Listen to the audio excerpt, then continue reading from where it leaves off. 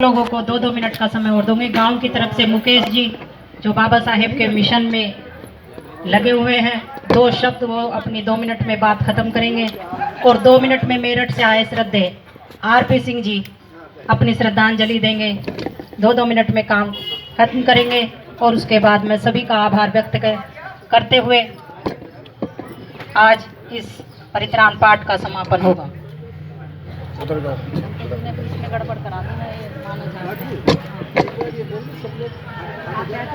महाकारुणिक करुणा के सागर भगवान बुद्ध को सच्ची श्रद्धा के पुष्प अर्पित करता हूँ।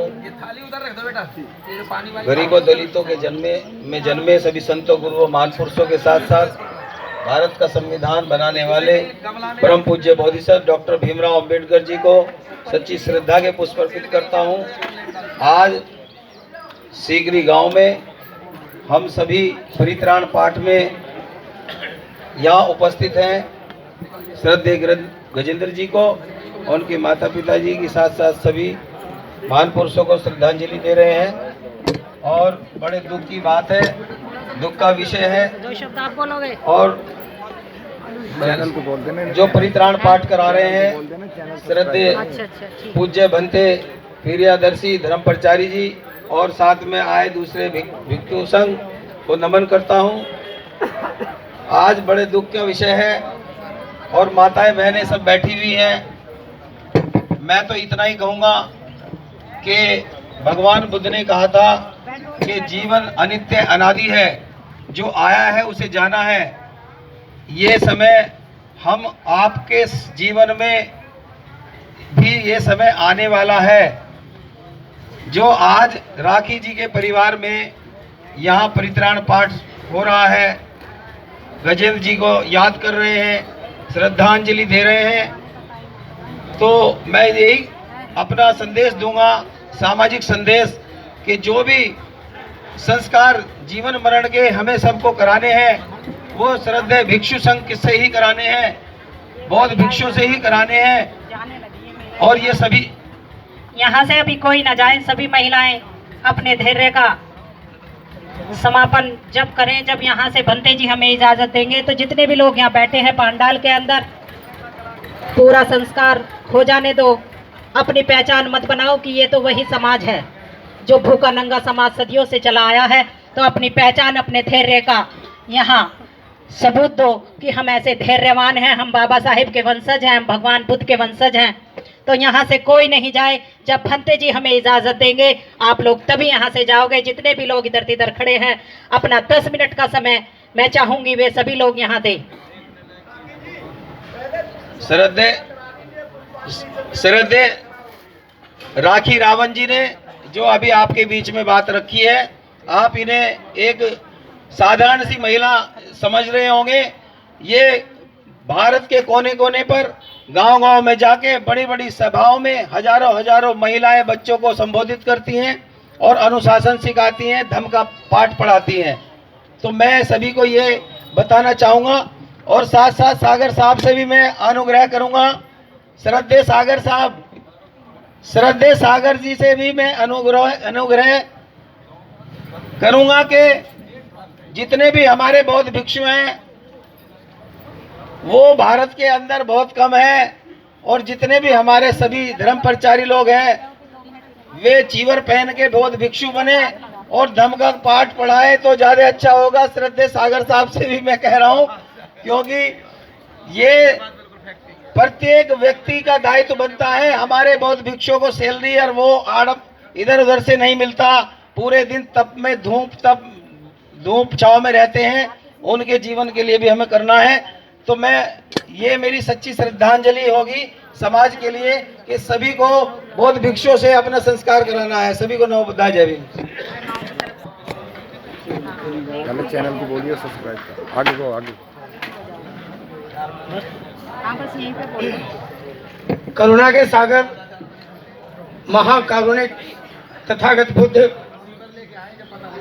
बोधिसत्व बाबा साहब डॉक्टर भीमराव अंबेडकर और बहुजन समाज में जन्मे सभी संतों महापुरुषों को अपने श्रद्धासुमन अर्पित करने के साथ साथ आज इस शोकाकुल परिवार से जो हमारे भाई गजेंद्र जी भी विदा हुए हैं, उनको भी अपने श्रद्धासुमन अर्पित करते हुए उपस्थित भिक्षुगण और समस्त बाबा साहब की विचारधारा के क्रांतिकारी सदस्यों को नमो बुद्धाय, जय भीम।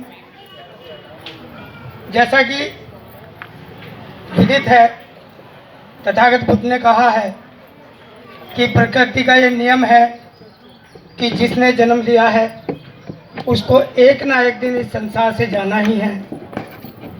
तो हमें शोक विलुप्त नहीं रहना है, हमें उस दिवंगत व्यक्ति के जो पुण्य कार्य हैं उनको समय समय पर उसके परिवार को याद दिलाने हैं, बच्चों को बताना है कि आपके पिताजी ऐसे व्यवहार के थे, उनका आचरण ऐसा था, ताकि बच्चे उनके बताए गए मार्ग पर और उनके जो अंदर गुण थे उन्हीं गुणों को बच्चे जो अपने अंदर ढालें, उसी मार्ग पे बच्चे चले। इससे होता यह है कि एक तो जो जाने वाला व्यक्ति है वो हमेशा हमारे बीच में रहता है, क्योंकि उसका जो आचरण है, उसका व्यवहार है, वो हमें उसको भूलने नहीं देता। दूसरा ये रहता है कि परिवार के जो बच्चे हैं, आने वाली जो जनरेशन है, उन्हें ये विदित रहता है कि उनके पिताजी, उनके दादाजी, उनके परदादाजी के अंदर कौन से गुण थे, वो कौन सी विचारधारा को फॉलो करते थे जिससे कि वो इतने अच्छे रहते थे। मुझे एक घटना याद आ गई कि मैं एक बार देहरादून जा रहा था, छोटी सी घटना है, और मैं मेरठ रुका हुआ था। तो भाई गजेंद्र जी और हमारे जो छोटे भाई हैं तेजवीर जी, ये दोनों भाई रोडवेज में ही थे। छोटे भाई अभी अधिकारी हैं।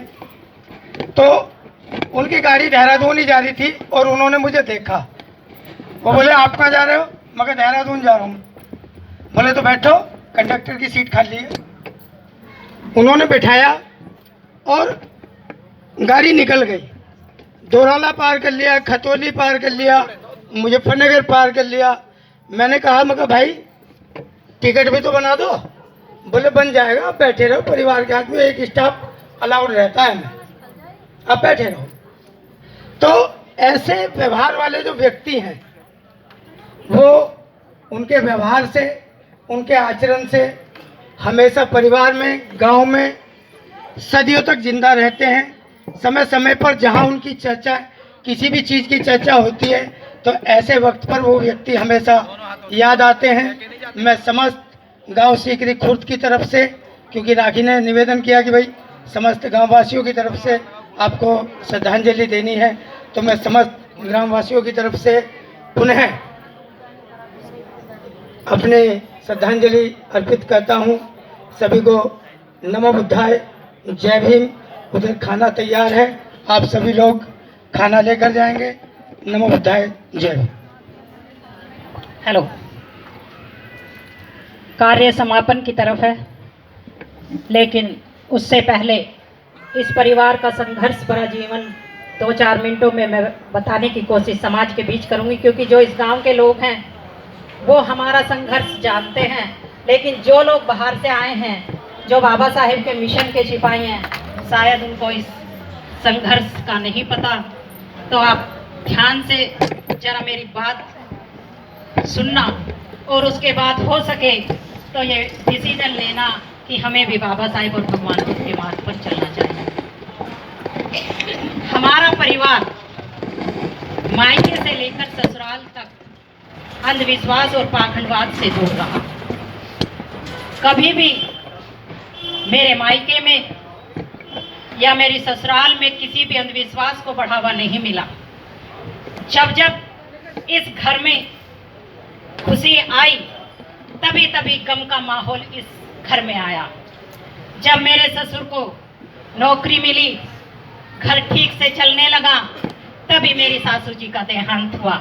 छोटे छोटे बच्चे, 4 बच्चे छोटे, कोई खाना बनाने वाला इस घर में नहीं था। बहुत लोगों ने कहा मास्टर जी आप शादी कर लो, बच्चों का क्या होगा, कौन खाना बनाएगा, कौन इनके कपड़े धोगा, आप तो नौकरी करने के लिए चले जाते हो। लेकिन मेरे ससुर ने अपने बच्चों का ध्यान रखते हुए दूसरी शादी करने से मना कर दिया। उन्होंने कहा कि अगर मैंने दूसरी शादी कर ली तो मेरे बच्चों का भविष्य नहीं बन पाएगा, मैं सारे कष्ट स्वयं झेलूंगा, लेकिन मैं दूसरी शादी, दूसरी औरत इस घर में नहीं लाऊंगा। वो अपने हाथों से अपने बच्चों को खाना बनाना सिखाया। बनाते धीरे धीरे बच्चे बड़े हुए, इस घर में खुशियां फिर लौटी। इस घर के दोनों बेटे गवर्नमेंट जॉब में गए, लेकिन उनकी बेटी की अच्छी शादी एक अच्छे घर में हुई। जो हमारे इस घर के दामाद मेरे नंदोई पटवारी मिले, बहुत अच्छा ये घर चला। लेकिन गम ने फिर इस घर को घेरा। अचानक से मेरी जवान ननद की दुनिया एक दिन में खत्म हो गई। उनका एक्सीडेंट इतना बुरी तरीके से हुआ कि इस घर में फिर से गम का माहौल आया और उनकी दुनिया समाप्त हो गई। इस घर को फिर गम ने घेरा। मैं नमन करती हूँ अपनी इस ननद को कि किस परिस्थिति में उन्होंने अपने बच्चों को संभाला। आज उनकी बेटी की शादी हो चली है, दामाद अच्छे मिले हैं, लेकिन इतनी हिम्मत, इतनी धैर्य हर महिला में नहीं होती जिस तरीके से उन्होंने अपने बच्चों को और अपने भाइयों को संभाला या खुद को संभाला। इस घर में फिर खुशियां लौटने लगी, लेकिन कब का साया फिर इस घर में आया। मेरे ससुर जी को जब खुशियों का एहसास होने लगा, बच्चे सेटल हो गए, तीनों बच्चे कामयाब हुए, तीनों की शादी हो गई। इस घर में फिर खुशी के बदले दुख का माहौल आया और मेरे ससुर अचानक से इस दुनिया को छोड़कर हमें अकेला छोड़कर चलते रहे। हम भगवान खुद के मार्ग पर चलने वाले लोग फिर से गम से उठे और चलते रहे। उसके बाद जब इस घर में फिर से खुशियां आई, मात्र 6 साल पहले मेरे ससुर का देहांत इसी घर में हुआ था। वो बूढ़े नहीं थे, वो भी बीमारी से जूझते हुए 1 महीने में उनका अंतिम समय आया और वो हमें छोड़कर चले गए। आज फिर जिस घर में इतनी खुशियां थी 6 महीने पहले, जिस घर के बड़े बेटे जो दिखने में भी पूरा गांव जब चलते थे सफेद कपड़े पहन के, तो लोग कहते थे देखो गजेंद्र जा रहा है, कितना सुंदर दिखाई देता है। मास्टर जी के तीनों बच्चों में सबसे सुंदर गजेंद्र जी है। इस परिवार ने बाबा साहेब और भगवान बुद्ध के संस्कार अपनाए। जब कभी हम दोनों बहनें जाती तो ये कहते कि कोई साथ न चलेगा तो मैं तुम्हें लेके चलूंगा। हम दोनों बहनें इनके साथ जाती थी, कहीं भी जाने के लिए मना नहीं करते थे। घर में इनके साथ कोई भी जाता, किसी को भूखा बाजार से नहीं आने देते थे। बीमारियां रहने लगे, लेकिन फिर भी ये कहते थे कि पहले खाना तुम लोग खा लो, दवाई मुझे बाद में दिला देना। इस घर में फिर गम का माहौल आया और जो खुशियां 6 महीने पहले तक इस घर में कोई गम नहीं था, इनके बीमारी की सूचना सुनते ही इस घर में माहौल बदल गया। इस घर में दुख का माहौल 6 महीने पहले आ गया। इस घर के सभी लोगों ने इन्हें बचाने के लिए कि इनकी जिंदगी थोड़ी बढ़ जाए, इनकी जिंदगी थोड़ी बढ़ जाए, लेकिन कहीं कोई बात हासिल नहीं हुई। सबने दिन रात एक कर दी। लेकिन मैं अपनी बड़ी बहन को नमन करती हूँ, जितनी सेवा इसने इनकी की शायद कोई ही महिला करती होगी। इसने अंतिम टाइम तक उन्हें जरा सा भी गंदा नहीं रहने दिया। हर पल उन्हें साफ करती, दिन रात रहकर उन्हें करती। और मैं इस बात से खुश हूँ कि आज जो उनके बच्चे हैं वो लायक बेटे हैं। हमारे घर में जो बहू आई है वो हमारी बहू नहीं है, वो बेटी है। लाखों घरों में ऐसी बहू ढूंढने से मिलती है। इसलिए ये घर इस बात में सौभाग्यवान है कि उस दुख की घड़ी में भी जिस दिन से इनकी बीमारी का पता चला, उसने खुद को भी संभाला, अपनी सास को भी संभाला, अपने पति को भी संभाला, इस पूरे परिवार को संभाला। उसने अपने आंसुओं को दबाया, सभी के लिए घर में खाना बनाना। वो बीमार थी लेकिन फिर भी सभी के लिए खाने का इंतजाम करना, चाय का इंतजाम करना उसने सीखा। और जिस दिन वो इस दुनिया को छोड़ कर गए, मैं उस दिन देख रही थी, क्योंकि मेरे बाबा साहेब के मिशन के बहुत सारे साथी यहाँ आए हैं। किसी को पता है कि मेरे गले का भी ऑपरेशन 10 दिन पहले हुआ, और जिस दिन मैं आई थी उस दिन मेरे जीजा जी कह रहे थे कि मुझे नीचे राखी को देखने चलो, मुझे नीचे लेके चलो। और मेरी बहन से बोल रहे थे। एक दिन ये मेरी बहन ने मुझे बताया, जब मैं हॉस्पिटल में जाती थी तो मेरी तरफ आंखों को करके ऐसे देखते थे कि राखी कहेगी कि डॉक्टर ने सही बोला है, और मुझसे पूछते थे कि राखी डॉक्टर से मिलके आई, क्या कहा, डॉक्टर ने क्या कहा। उन्हें जीने की बहुत इच्छा थी और वो हम इस कोशिश में लगे थे कि इनकी 2-4 साल बढ़ जाए, लेकिन हम कामयाब नहीं हुए। हम उनकी उम्र 1 साल भी नहीं बढ़ा पाए। ये दौलत कुछ काम नहीं आई, किसी दवा ने उन पे कोई असर नहीं किया। लेकिन जिस दिन वो मुझे हॉस्पिटल से मैं गई, मेरी बहन से कह रहे थे कि राखी ने मेरी बहुत देख रेख की, बहुत भाग दौड़ की, इस पूरे परिवार ने बहुत भाग दौड़ की। ऐसा परिवार बहुत कम परिवार मिलता है। ये सच्चाई है कि जैसा परिवार हमारा है ऐसा परिवार बहुत कम मिलता है। इनके दोनों भाइयों ने इन्हें बचाने के लिए दिन रात एक कर दिया। इनके बड़े बेटे के ससुराल वालों को भी मैं नमन करती हूँ। असली पहचान अपनों की दुख में होती है, ये सच्चाई है। इनकी जो बेटी है उनके ससुराल वालों को भी मैं नमन करती हूँ। उन्होंने भी दिन रात एक कर दिया और कहा कि जब भी हमारी ज़रूरत पड़े हम यहीं पर तैयार हैं। जहाँ कहीं भी इन्हें लेकर जाते वो हर पल हमारे साथ खड़े होते। और इनका बेटा तो विमल इतना लायक है कि बहुत कम यहाँ सारा समाज जानता है कि इनके बच्चे इतने लायक हैं। बहुत कम बच्चे ऐसे लायक निकलते हैं। जब ऑफिस में ये जाते थे, इनका मुस्कुराता हुआ चेहरा देखो तो लोग उस दिन हम बीमार को लेके इनके साइन कराने के लिए गए। वहाँ स्टाफ ने बोला कि जब तक ये थोड़े ठीक हैं आप इन्हें गाड़ी में लेकर आओ।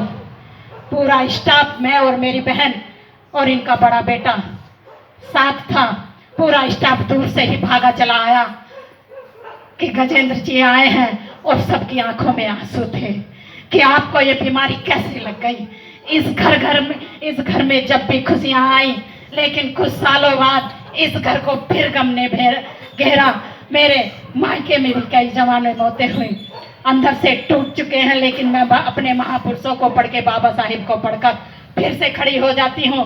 समाज के साथ को लेकर फिर से खड़ी हो जाती हूँ।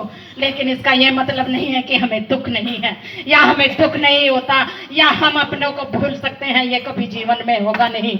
लेकिन फिर भी मैं बाबा साहिब की एक घटना बताकर आप सबका आभार व्यक्त करूंगी कि बाबा साहिब जिनके कारण आज हमारा अस्तित्व है, जिनके कारण आज हम जिंदा हैं।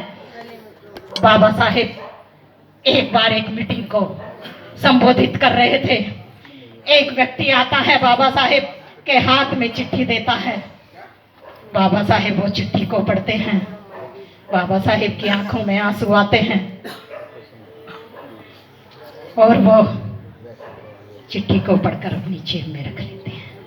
सभा को पता नहीं चलता कि आखिर साहब के हाथ में क्या ऐसा आया कि उनकी आंखों में तो आंसू आए, लेकिन उन्होंने सभा को डिस्टर्ब नहीं होने दिया। वो चिट्ठी उन्होंने अपनी जेब के अंदर रखी। जब वो सभा समाप्त हुई तो लोगों ने बाबा साहिब से पूछा, साहब आप वो चिट्ठी पढ़ रहे थे, आपकी आंखों में आंसू थे साहब, आखिर ऐसा उस चिट्ठी में क्या लिखा था? हमारे मसीहा बाबा साहिब डॉक्टर B.R. अम्बेडकर जी ने उस समय जवाब दिया। वो चिट्ठी निकाल के लोगों को दिखाई तो उस चिट्ठी में था कि साहब आपके भाई का देहांत हो गया है, साहब आप तुरंत चले आओ। लेकिन बाबा साहेब ने अपने भाई के देहांत को भी छोड़ते हुए इस समाज को चुना। बाबा साहेब जानते थे कि अगर मैं यहाँ से चला जाऊंगा तो मेरा भाई तो वापस नहीं आएगा, लेकिन अगर मैं इस मीटिंग को छोड़कर गया, अपने समाज को मैं छोड़कर गया, तो जो लोग नर्क से निकलने के लिए जिन्हें मैंने बुलाया है, अपना जीवन दांव पे लगा कर रखा है, जिनके लिए मैं अधिकारों की लड़ाई लड़ रहा हूँ, वो फिर से गर्त की उसमें चला जाएगा। और वो सभा को संबोधित करने के बाद अपने भाई के वहां पर पहुंचते हैं तो जो हमारे मार्गदाता, जो हमारे मुक्तिदाता, जिनके रास्ते पर हम लोग चल रहे हैं, हम भी ऐसे ही होंगे। खुशियां आएंगी, खुशियां जाएंगी, लेकिन मैं आप सबके आशीर्वाद और यही भंते जी से भी यही करूंगी कि वैसे तो आशीर्वाद से कुछ होता नहीं, लेकिन मैं यही चाहूंगी कि इस घर में कभी फिर से ऐसा गम का माहौल ना आए। लोग अपनी एज पे जाए, तो अच्छा होगा। इस घर की खुशियाँ बार बार ना लुटें, इस घर के लोगों को बार बार इतना दुख ना हो। मैं इन्हीं शब्दों के साथ जो दूर दराज से सभी लोग आए हैं, आप सभी का आभार व्यक्त करती हूँ।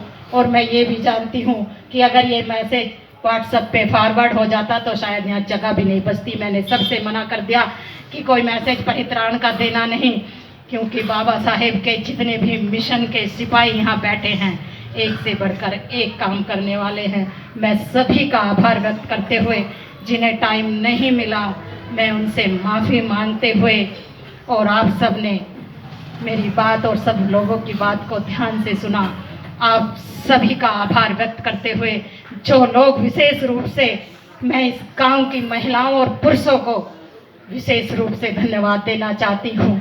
पिछले 2.5 महीने से जो इस मोहल्ले की, इस समाज की महिलाएं दिन रात आकर हमारे दुख में बैठी रहती थी, जो पुरुष रात के 10-10 बजे तक 2.5 महीने से हमारे दुख में बैठे रहते थे, मैं उन सभी का आभार व्यक्त करते हुए, और जो मेरे समाज के नहीं हैं, दूसरे समाज के लोग भी हमारे दुख में शामिल होते थे, मैं उन सभी का भी आभार व्यक्त करते हुए भी, जो आज इस मीटिंग में नहीं हैं, लेकिन उन सभी ग्रामवासियों का कि उन्होंने हमारा दुख में साथ दिया, हमें संभाला, हमें समझाया।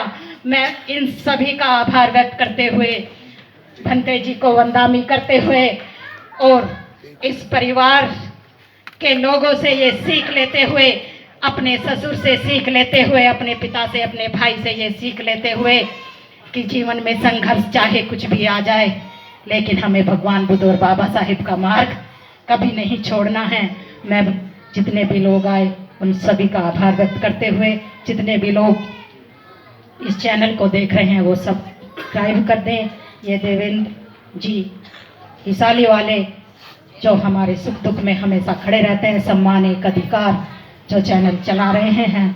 तो अब मैं भंते जी से ये चाहूँगी कि नहीं बोलेंगे, ऐसा आप बोलोगे आप भी तो संबोधन तो सभी को एक बार फिर नमो बुद्धाय, जय भीम, जय भारत, जय संविधान, जय मूल निवासी।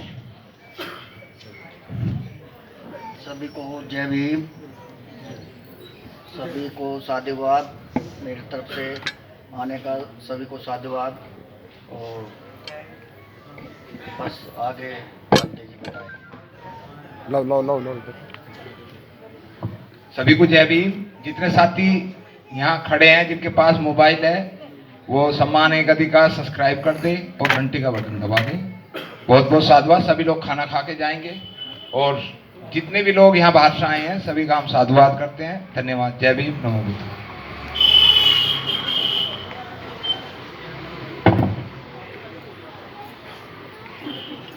कौन है?